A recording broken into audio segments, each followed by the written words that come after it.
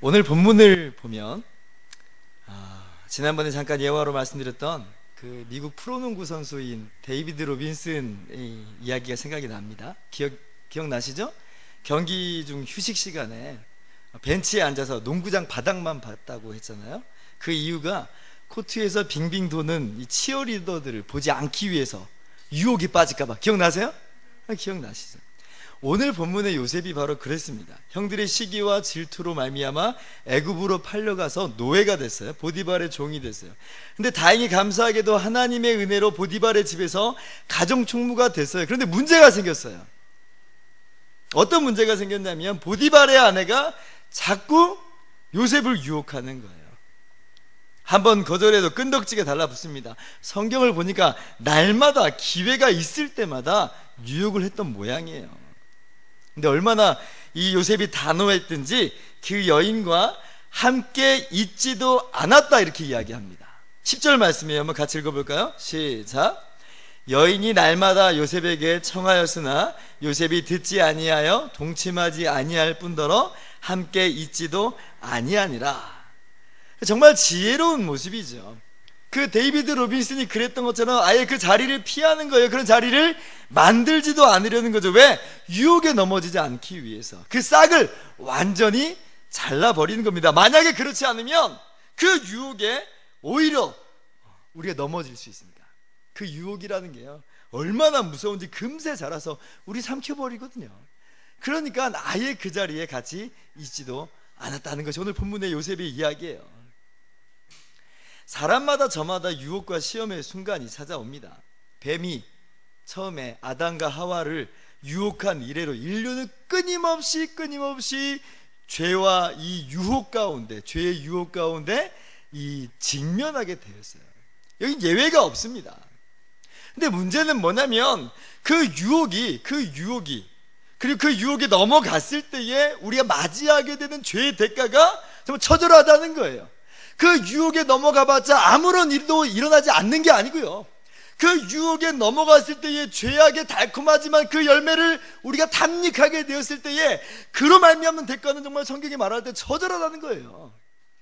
로마서 6장 23절에 죄의 싹은 사망이다, 이렇게 이야기합니다. 죄의 유혹에 넘어갔을 때에 그로 말미암는 대가는 사망이라, 그렇게 이야기해요. 뿐만 아니라 하나님께서 그에게 주신 은사와 사명도 파괴되고 완전히 산산조각나요. 유혹에 넘어갔을 때 그렇습니다. 삼손이 자기의 사명을 망각하고 이 들릴라의 유혹에 넘어갔을 때 어떻게 됩니까? 하나님께서 그에게 큰 힘을 주셨어요.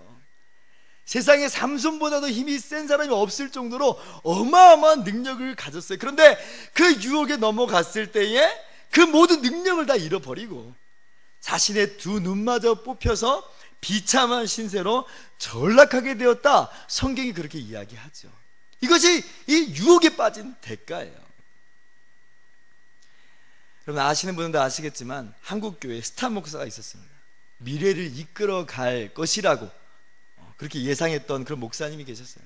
그 교회 출석 성도만 2만 명이라고 했으니까 어마어마했죠. 청년들 목회, 이 청년들 세계에서는 다른 사람은 넘볼 수 없는 정말 어마어마한 인기를 구가했던 목사님이에요. 그런데 그 목사님이 추락하기 시작하는데 그 이유가 뭐냐면 바로 성적인 이 문제, 성추행 문제에 불거진 거예요. 죄악의 유혹에 넘어갔을 때 자신이 망가지고요, 또 주위도 망가뜨리고 하나님의 명예도 땅에 떨어지는 거예요. 그 목사님 때문에 지금 얼마나 한국교회가 욕을 먹고 있는지, 끊임없이 기사화되면서 계속해서 사람들에게 비아냥과 손가락질을 당하고 있어요. 세상에서는 이런 죄에 대해서, 유혹에 대해서 점점 더 관대해지는 쪽으로 가요. 얼마 전에 관통죄가 폐지가 됐죠. 동성연애를 더 이상 죄라고 말하지 않는 사람들도 생기기 시작했습니다. 혼전 순결을 그렇게 중요하지 않는 세태가 되어버렸어요. 그러니까 얼마나 더 쉽게 유혹에 넘어가겠어요. 주변에서 그거 괜찮네, 요즘 다 그렇대, 그러면 그 마음이 흔들리기 마련이에요. 정말 괜찮습니까? 그렇지 않다는 거예요. 그렇지 않다는 거예요. 죄의 대가는, 유혹에 넘어간 대가는 사실 사망이에요. 주님이 우리를 위해서 대신 십자가에서 죽으셨기에 망정이지, 그런 말미암아 우리의 죄가 용서되었기에 망정이지, 사실 그 대가는 어마어마한 거예요. 유혹에 넘어갔을 때에 하나님께서 우리에게 준 사명이 송두리째 뽑혀버리고 우리가 우리의 삶이 비참한 모습으로 전락하게 되어버려요. 세상에서는 괜찮다고 이야기하지만 그렇지 않습니다. 그리고 우리는 세상의 법과 가치관을 따른 사람들도 아니잖아요. 세상의 법보다 더 높고 더 거룩한 하나님의 법대로 사는 사람들인데 어떻게 그런 주변의 유혹들의 세상의 이 소리에 귀를 기울일 수가 있어요. 그럴 수 없죠. 9절 말씀 보세요. 한번 같이 읽어볼까요? 시작. 이 집에는 나보다 큰 이가 없으며 주인이 아무것도 내게 금하지 아니하였어도 금한 것은 당신뿐이니 당신은 그의 아내임이라. 그런즉 내가 어찌 이 큰 악을 행하여 하나님께 죄를 지으리까? 요셉이 이야기합니다. 하나님께 죄를 지으리까? 요셉은 하나님의 법을 가지고 사는 사람이었어요. 그리고 하나님께서 주시는 결과를 기대하면서 살았던 사람이에요. 하나님을 의식하고 하나님께 집중하며 하나님을 기쁘시게 하는 삶이 요셉의 삶이었어요. 그렇기 때문에 주변에서 뭐라고 그러든 세상이 뭐라고 말하든 그것은 핵심이 아닌 거예요. 아무리 주변에서 죄를 죄라고 안 한다 할지라도 하나님이 죄라고 하면 그건 죄거든요. 우리 주변에도 오늘날 이 죄악의 유혹들이 도사리고 있습니다. 어떻게 보면 삶의 모습들이 더 빠르게 전개되고 매우 다양해졌기 때문에 유혹의 양상도 정말 다양하고요. 그리고 위협적인 모습으로 순간순간 빠르게 우리에게 다가와요. 어떻게 할 수 있을까요? 유혹을 온몸으로 지금 맞닥뜨리는 이 세태 속에서 우리는 어떻게 이겨나갈 수 있을까요? 오늘 말씀 보면서 유혹에 넘어가지 않고 꿈을 지키며 승리하는 삶을 살아가는 우리가 됐으면 좋겠습니다. 유혹에 빠지지 않는 이 첫 번째 비결은 유혹에 빠지지 않으리라고 결심하는 거예요. 결심하는 거예요. 어정쩡한 태도를 가지면 안 돼요. 보디발의 아내의 요청이 이 요셉이 뭐라고 말해요? 즉 큰 악이라고 말하죠. 큰 악이다. 이것이 악인지 어쩐지 어정쩡하고 모호한 태도를 유지한 게 아니에요. 이것은 큰 악이고 하나님께 죄를 짓는 것이다, 그렇게 이야기합니다. 그래서 심지어 이 보디발의 아내와 함께 있지도 않죠. 이 모든 게 가리키는 바가 있어요. 이게 뭐냐면 요셉은 유혹에 빠지지 않으리라 결심하고 있는 거예요.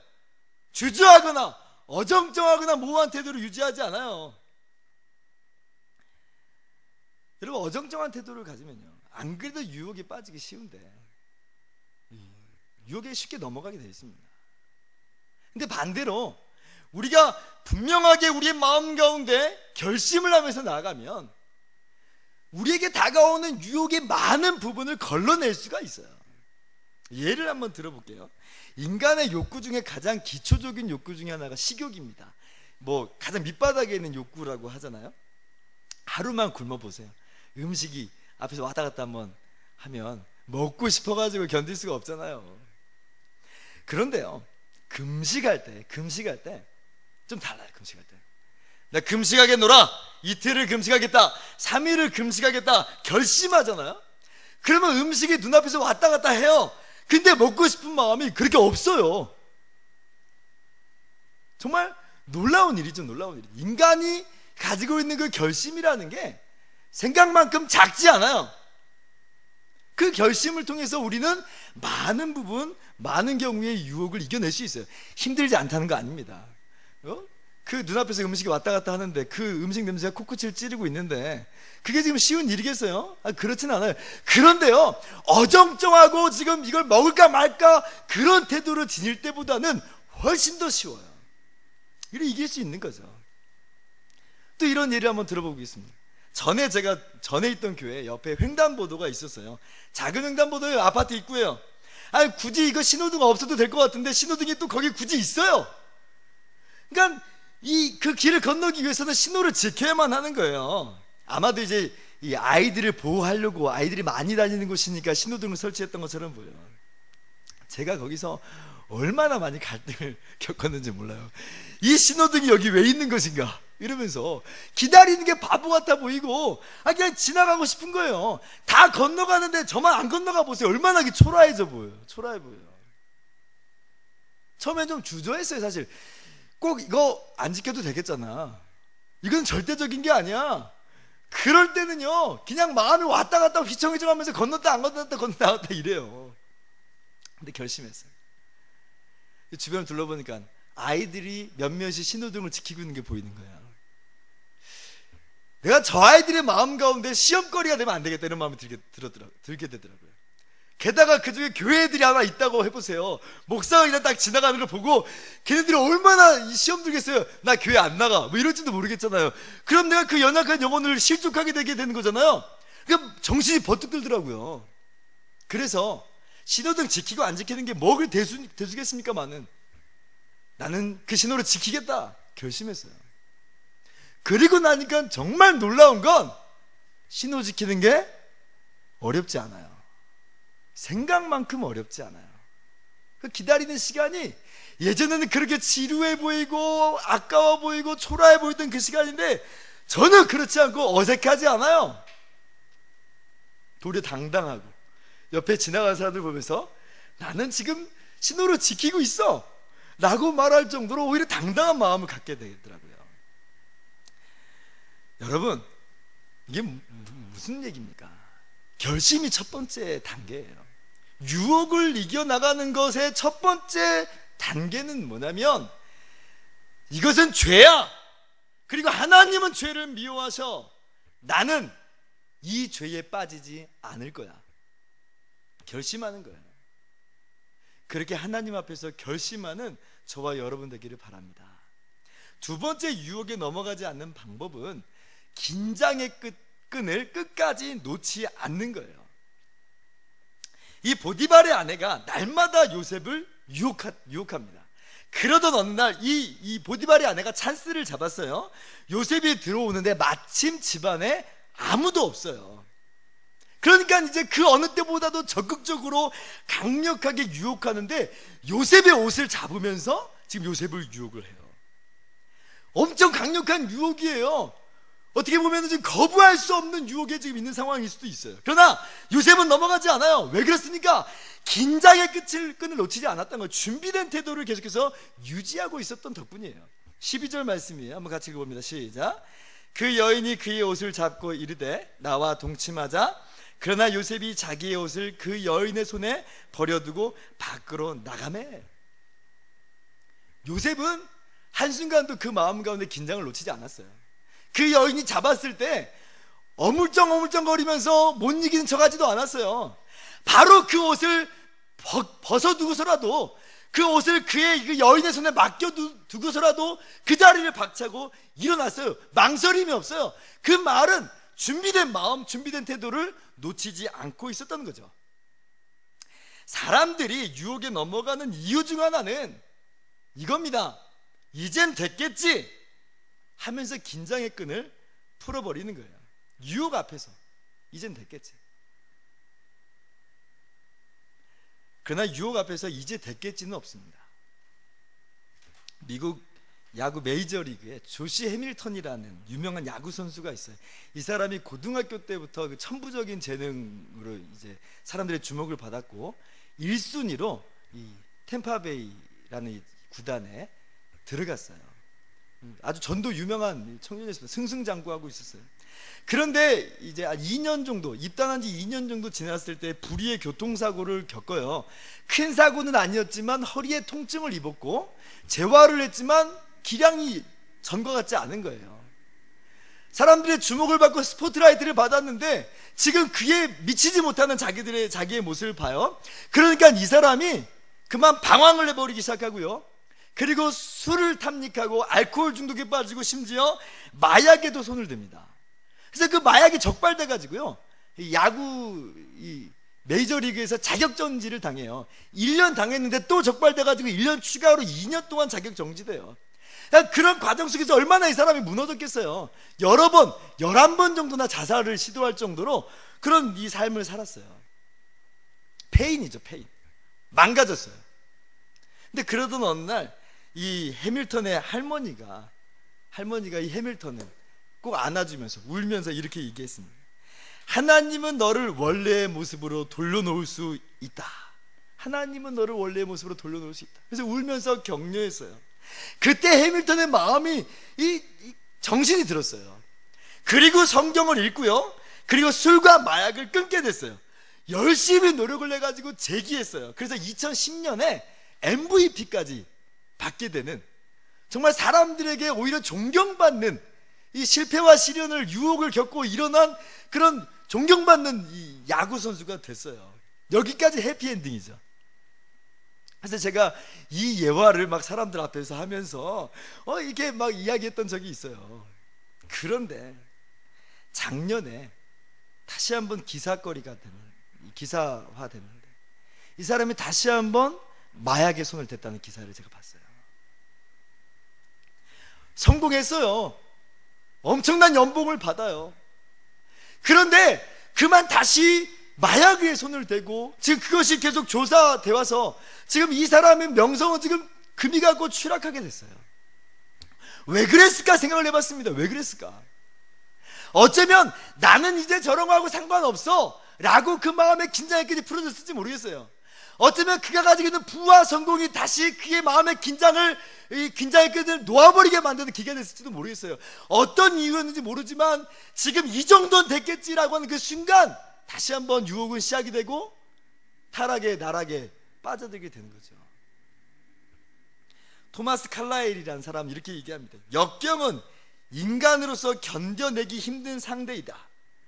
그러나 역경을 견뎌내는 사람이 100명이라면 번영을 견뎌낼 수 있는 사람은 한 사람에 불과하다. 이렇게 얘기합니다. 이게 무슨 얘기입니까?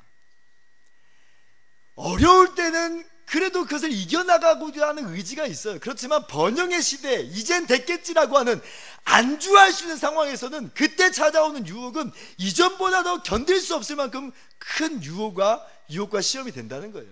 그걸 견디기 쉽지 않아요. 사람이 끝까지 긴장의 끝을 놓는 것은, 긴장의 끝을 놓지 않는 것은 쉬운 얘기가 아닙니다. 그러나 우리는 이 사실을 알고 있기 때문에 긴장의 끈을 놓아서는 안 되는 거예요. 이제 됐겠지 할 때 사람이 넘어지는 거거든요. 성경 고린도전서 10장 12절은 그래서 이렇게 이야기합니다. 같이 한번 읽어봅니다. 시작. 그런즉 선줄로 생각하는 자는 넘어질까 조심하라. 난 섰어, 난 괜찮아, 이젠 넘어가지 않아. 아니에요. 도리어 선줄로 생각할 때 더 조심하면서 넘어질까 우리가 스스로를 돌아보는 우리의 삶이 되기를 바랍니다. 셋째로 유혹에 넘어가지 않는 방법은요, 아예 유혹의 자리를 피하는 거예요. 요셉이 보디발의 아내와 함께 있지도 않았다, 그렇게 이야기합니다. 그 옷을 붙잡았을 때는 그 옷을 버려두고서라도 그 자리를 피했습니다. 강준민 목사님이라는 분이 이걸 두고 책에 이렇게 기록하더라고요. 성적인 유혹은 싸워서는 이길 수가 없습니다. 도망가야 됩니다. 기도 부탁하지 마십시오. 성적인 유혹 앞에 있다면 기도로도 안 됩니다. 재밌는 말이죠. 기도 부탁하지 말고 성적인 유혹 앞에서는 기도로도 안 된다는 거예요. 기도하지 말래요. 그 자리에서 하나님 이기게 해주세요. 기도하지 말고 도망가라는 거예요. 박차고 일어나라는 거예요. 성적인 유혹이 얼마나 강력하면, 얼마나 강렬하면 이렇게 썼을까? 기도하지 말고 도망가라. 근데 사실 그렇습니다. 며칠 전에 또 이 인터넷 기사에 안타까운 내용을 접했습니다. 강남의 한 대형교회 부목사, 사랑의 교회예요. 사랑의 교회 부목사가 여성들의 치마를 몰래 촬영하다가, 몰카하다가 현장에서 체포됐다는 그런 내용이에요. 그게 인터넷 기사가 떴어요. 목사예요, 목사. 얼마나 기도 많이 했겠어요? 얼마나 성경 많이 봤겠어요? 모르겠어요. 그런데 그래도 이 성적인 유혹 앞에서 속절없이 넘어지는 거예요. 그 사람이 조사에서 하는 말이 이거예요. 나는 성적 충동을 조절하지 못하는 장애가 있다. 그래서 약까지 먹었다고 하니까 다른 사람보다 더 심각한 수준인 것은 분명한 것 같아요. 그렇지만 그 사람만의 이야기는 아니에요.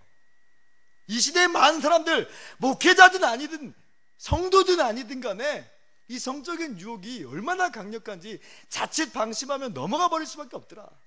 어떻게 하면 좋습니까? 요셉이 한 그 모습을 우리는 기억을 할 수 있어야 돼요. 그 자리를 피하는 거예요. 그 자리를 견뎌내고 이겨내겠다고 있는 것이 아니고 도리어 우리의 약함을 고백하면서 그 자리를 도망가는 거예요. 하나님의 도우심을 기다리면서 그 자리를 도망가는 거예요. 그럴 때 우리는 유혹을 이길 수 있는 거죠. 여러분, 유혹에 맞서 싸우는 것만이 능사가 아니에요. 도리어 유혹을 피하는 것이, 그 자리를 피하는 것이 훨씬 더 지혜로울 수 있어요. 왜냐하면요, 우리의 의지와 자제력은 생각만큼 훌륭하지 않거든요. 우리에게는요, 이 유혹에 호응하는 죄악의 찌꺼기, 악한 본성이 있어요. 이 땅에 사는 동안에는 유혹이 다가올 때 거기에 호응하는 우리 악한 본성이 있기 때문에 우리는 우리의 힘과 우리의 결심과 우리의 노력으로는 이걸 이겨낼 수가 없어요. 그러므로 우린 도망가야 되는 거예요. 메추엘리 목사님이 이렇게 이야기합니다. 옷을 뺏기는 것이 양심을 잃는 것보다 낫습니다. 덫 근처에는 아예 얼씬도 안 하는 것이 더 좋습니다. 그렇죠. 덫 근처에서 어물쩡 하다, 어슬렁 하다 보면 잠시 잠깐의 유혹에 손이 가게 되고요. 그 덫에 그만 덜컥 잡혀버리고 마는 거예요. 정말 지혜로운 사람은, 어떻게 보면은 정말 용기 없다고 말할지 모르겠어요. 그러나 정말 지혜로운 사람은, 정말 용기 있는 사람은 그런 말을 들을지언정 아예 유혹 근처에 얼씬도 안 하는 사람들이에요. 그 결과가 투옥으로 이어질지라도, 그 결과가 손해로 연결된다 할지라도 죄악의 자리, 유혹의 자리를 박차고 나오시는 우리 예수의 교회 성도님들이 되기를, 용기 있는 저와 여러분이 되기를 주님의 이름으로 축원합니다. 말씀을 마치도록 하겠습니다. 성경 디모데후서 2장 21절은 이렇게 말합니다. 그러므로 누구든지 이런 것에서 자기를 깨끗하게 하면 귀 쓰는 그릇이 되어 거룩하고 주인의 쓰심에 합당하며 모든 선한 일에 준비함이 되리라. 22절 같이요. 또한 너는 청년의 정욕을 피하고 주를 깨끗한 마음으로 부르는 자들과 함께 의와 믿음과 사랑과 화평을 따르라. 아멘. 유혹의 파도가 거셉니다. 유혹의 파도가 거세요. 잠시 우리가 정신 놓고 있으면 우리도 그 유혹의 파도에 휩쓸려 버리는 그런 시대가 되어버렸어요. 하나님이 우리에게 원하시는 모습이 뭔가? 그 유혹을 그냥 무방비로 받아들이는 것이 아니고 유혹과 맞서 싸우는, 유혹을 이기고 승리하는 그런 모습을 하나님이 기대하세요. 그것을 위해서 예수님께서 우리를 위해서 십자가에서 죽으셨고, 우리를 하나님의 자녀로 삼으신 것은 우리로 하여금 이제는 승리하는, 하나님을 기쁘시게 하는 삶을 살도록 하기 위함이에요.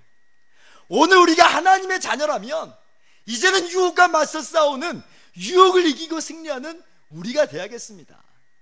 어떻게 우리가 유혹을 이길 수가 있습니까?